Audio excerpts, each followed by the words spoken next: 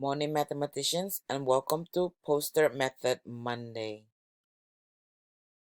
I want to remind you that mathematicians can use the solve method to solve word problems by showing and explaining their thinking.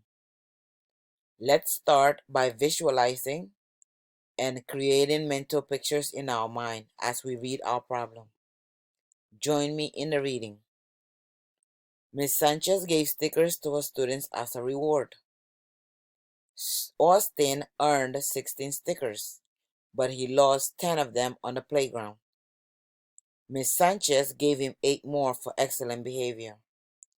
How many stickers does Austin have now? Let's go over our first step, read the problem. Can you visualize what's happening? Tell someone at home what you are seeing.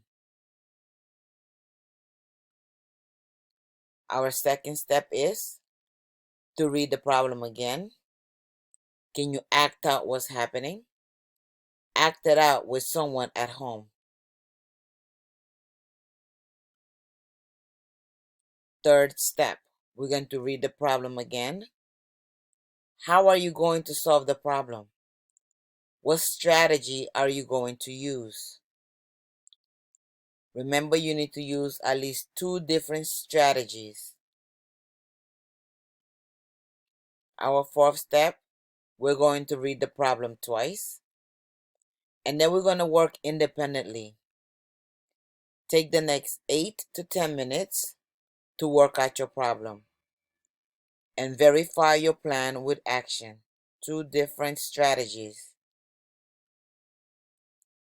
Our fifth step, we're going to reflect. You're going to write 2 or 3 sentences on your data sheet about what you did to try to solve the problem.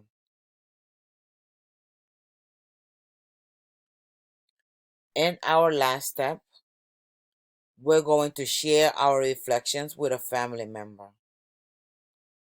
What strategies did you use?